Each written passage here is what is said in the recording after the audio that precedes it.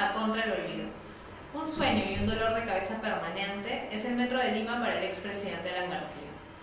La obra que impulsó en sus dos gobiernos ha estado cuestionada siempre por presuntos pagos de sobornos al más alto nivel. El mandatario emitió una serie de normas que permitieron al Ministerio de Transporte hacerse cargo directo del proyecto, pero también permitirían luego al consorcio integrado por Odebrecht y Graña y Montero incrementar en más de $400 millones el costo final de la obra. En medio del escándalo Lavajato, las revelaciones de sobornos pagados a casi una decena de funcionarios del régimen aprista y las delaciones de los operadores en Brasil que se han ido revelando, han puesto bajo la mira de las autoridades la licitación del Metro de Lima. Una licitación que tuvo como contexto donaciones como la del Cristo del Pacífico y reuniones y encuentros entre el propio García y los altos representantes de Odebrecht hoy presos por corrupción. ¿Hasta qué nivel llegaron los acuerdos irregulares de Odebrecht en este caso? ¿Existen elementos que puedan poner nervioso al exmandatario? Para conversar sobre este caso, tenemos esta tarde con nosotros a Romina Mela, periodista de IDL Reporteros. Gracias, Romina, por estar con nosotros. Gracias por la invitación, Gabriela. Lo primero es, ¿por qué el Metro de Lima? Odebrecht ha tenido una serie de importantes convenios, contratos en el régimen de García. ¿Por qué el Metro de Lima es la obra que está bajo investigación? A ver, es importante, y tú lo has mencionado en tu presentación ahora al inicio del programa, que es que esta obra ya se había iniciado en el primer gobierno de García. Entonces se le había dado a este consorcio Tralima y la obra quedó trunca por una serie de razones, entre ellas toda la crisis económica que hubo en el momento. Y años después es que se conoció por la confesión de Sergio Siragusa que hubo coimas al expresidente García. Luego, cuando García vuelve a asumir su gobierno por segunda vez, es ahí cuando decide hacer este proyecto, pero un proyecto que era un emblema casi de ineficiencia de su primer mandato. Entonces, él pone mucho empeño en que se haga este proyecto. Era un tema que tenía el interés personal de García, ¿no? Uno ve los personajes que estuvieron a cargo de la obra de la Autoridad Autónoma, Plasencia, Cornejo, eran gente muy cercana a García, ¿no? Sí, de hecho, algunos colaboradores y delatores han señalado que había un interés particular del presidente en ejecutar el proyecto. Nosotros revelamos hace ya algunos días las confesiones de Jorge Barata, el que fue superintendente de Odebrecht en el Perú, y el que fue vicepresidente de Odebrecht para América Latina y el Caribe, Luis Mameri, y ellos narran cómo es que Odebrecht pactó las coimas por el Metro de Lima. Y Barata cuenta que además tuvo una relación bastante cercana con García. Él cuenta que este era un símbolo de ineficiencia, y lo que él señala, según sus propias palabras, es que durante el gobierno de Fujimori no se había querido retomar, durante el gobierno de Toledo tampoco, y cuando llega García hubo un interés particular y presidencial de hacerlo. Y se convocan a varias licitaciones que en determinado momento se declaran desiertas. Y según las propias palabras de Barata, luego se hace de una manera en que se licite la obra para que sea atractiva para los empresarios. Claro, se da todo un marco normativo especial y se crea un procedimiento especial y una forma de contrato especial que es la que después permite incrementar los costos, ¿no? Exacto. De hecho, el proyecto del metro estaba asignado a la Municipalidad de Lima, pero en febrero del 2008, en febrero del 2009, perdón, es cuando García viaja junto con Cornejo, Enrique Cornejo, que ya era ministro de Transportes, y con Jorge Barata a hacer una verificación de los avances de la obra de la Interoceánica al Cusco. Y cuando vuelven esa misma noche, García convoca una sesión extraordinaria del Consejo de Ministros y se aprueba mediante un decreto para que se dé como carácter prioritario la ejecución del Metro de Lima. Y esa misma noche además se firma un convenio entre la Municipalidad de Lima y el Ministerio de Transportes para que esa obra pase al Ministerio de Transportes. Y es ahí cuando se inicia todo el proceso de licitación que da como ganadores a Odebrecht en consorcio con Graña y Montero. Hay que tener en cuenta algo, y algunas declaraciones que no cuadran, pero que te permiten tener una idea de a qué nivel llegó de acuerdos el metro. Lo que Jorge Barata dice es que Jorge Cuba, que era viceministro de Comunicaciones y no de Transportes, Un área que no tenía nada que ver con el exacto, proyecto. que él busca a Carlos Nostre, que era el encargado de contratos de Odebrecht, y que le ofrece el hacer el proyecto y darlos como ganadores a cambio de una contraprestación, una coima de 1.4 millones de dólares. Pero cuando el fiscal brasileño, que es quien le toma la declaración a Barata, esto es en diciembre del año pasado, en Brasil, que además está registrada en audio y en video, Barata dice que eso ocurre en el 2008 y el fiscal le pregunta varias veces: ¿y cuándo se dieron estos acuerdos, estas conversaciones previas para que se paguen las coimas? Entonces dice que fue en el 2008, pero en el 2008 Jorge Cuba aún no era viceministro de Comunicaciones. Y la obra estaba todavía en poder de la municipalidad. Exacto. ¿Verdad?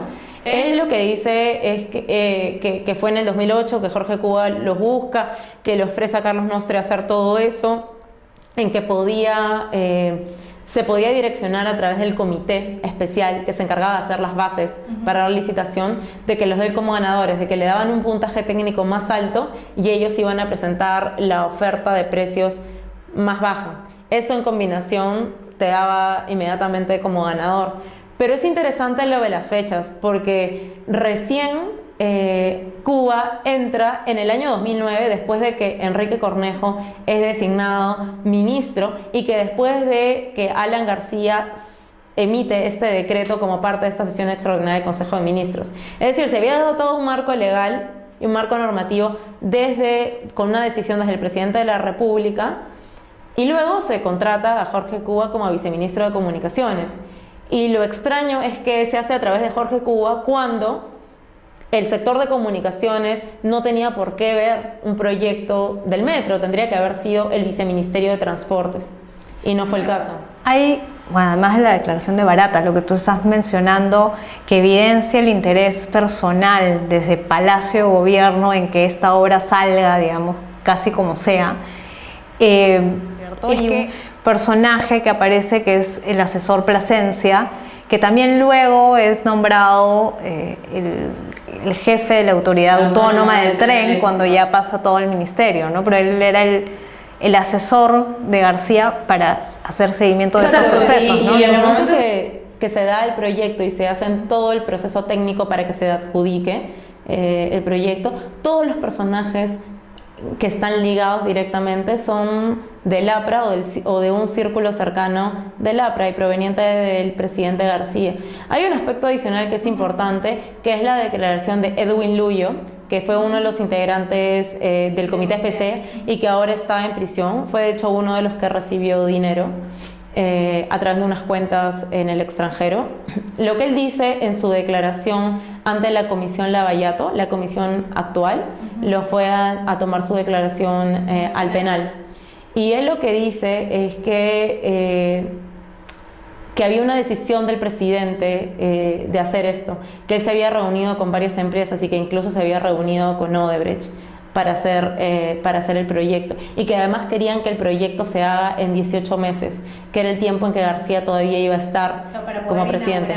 Exacto. Entonces eso lo dice Edwin Luyo. Además, el congresista Gino Costa le pregunta: ¿y esta relación de Jorge Cuba o este empoderamiento de Jorge Cuba trascendía al ministro Enrique Cornejo? ¿Había una relación directa con el presidente García?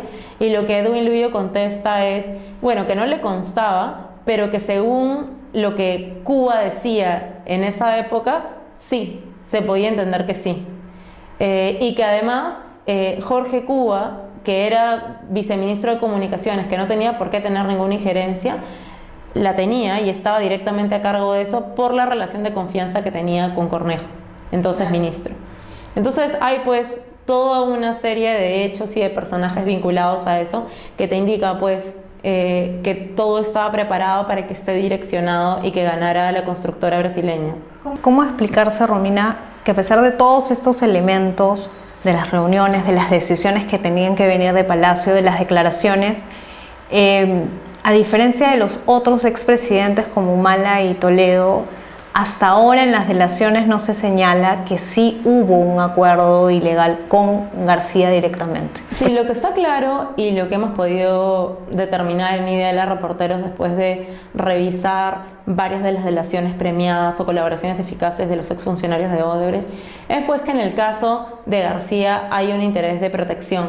Hemos visto que en otros casos se ha indicado expresamente, por ejemplo, con la carretera interoceánica, que para Alejandro Toledo hubo pago de sobornos.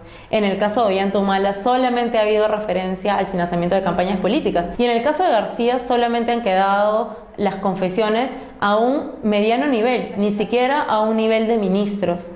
Y se sabe pues que Odebrecht no pactaba o no negociaba directamente con las partes intermedias de los eslabón de la cadena, sino las partes más altas, ¿no? Y pues, como ya todos conocemos, quizá la relación de Odebrecht más estrecha probablemente ha sido con García, con el presidente García. De hecho, le hicieron una donación de este Cristo del Pacífico casi al final de su mandato, ¿no? Y hay los vínculos además con los personajes del entorno como Nava, por ejemplo, los negocios de Nava, que ya probablemente ese sea otro programa para entrar, pero ya para cerrar. Quiero mencionar algo que creo que es importante y que apunta a que quizá otros fueron los beneficiarios finales de esos sobornos, es que al día de la captura tanto de Edwin Luyo como de Jorge Cuba y los otros implicados en el Metro de Lima, hasta ese momento el dinero que estaba depositado en esas cuentas bancarias no había sido tocado. ¿Es por qué? Porque el dinero realmente pertenecía a otro. Entonces, lo que es un gran desafío, y eso ha caracterizado al APRA a diferencia de otros partidos políticos, es que hay una suerte de unidad y de silencio frente a las personas que eventualmente son capturadas y que no se acogen a un proceso de colaboración eficaz para poder dar mayor información y que te permita llegar a eslabones más altos de la cadena. Ahora con Lavajato, ¿crees que en este caso hay la posibilidad de que se vinculen las investigaciones de lavado de activos que se le están siguiendo al presidente y que más o menos hablan de este esquema de silencio y de usar cuentas de terceros que después nunca se tocan y que pertenecerían al expresidente, que es lo que ha hecho el Ministerio Público y por eso ha ampliado la investigación con el tema Lavajato, como ha ocurrido con Toledo? ¿O crees que es más probable que suceda lo que sucedió con las denuncias de Siragusa del primer tren y que acaben prescritas? No, yo creo que lo que va a pasar, y es que desde el lado del periodismo de investigación, es que vamos a tener que revelar y poder exponer eso, y en la medida en que lo hagamos, es que la Fiscalía va a investigar y va a profundizar, porque lo que se ha visto, y no es una percepción, sino es así, que en el caso de García y de Keiko Fujimori, hay una suerte de política de no ser incisivos y no investigar a profundidad, a diferencia de otros como Ollanta-Humala y como Alejandro Toledo. Y solamente para terminar, y que da más pistas sobre otros beneficiarios finales de las coimas del Metro de Lima. Por el primer tramo, se pagaron en coimas, según lo confesado por Odebrecht, 1.4 millones de dólares. Y por el segundo tramo se pagó 6.7 millones de dólares. Casi 5 veces más el monto. Y según lo que ha confesado Jorge Barata y ratificado por su jefe Mameri, fueron para las mismas personas. Pero si uno se pone a revisar los contratos y cuánto realmente costaron cada uno de los tramos, costaron casi lo mismo, no hubo una diferencia tan grande entre ellos. Entonces, ¿por qué hubo una coima tan grande en la segunda oportunidad? Sí, esas son todavía preguntas que quedan pendientes y, como tú has dicho, el rol del periodismo de investigación es fundamental, además para presionar a las autoridades que tienen que investigar el tema. Yo te agradezco, Romina, por estar con nosotros esta tarde. Amigos, amigas, muchas gracias por acompañarnos. Nos reencontramos el próximo miércoles en Contra el Olvido por Gran Angular.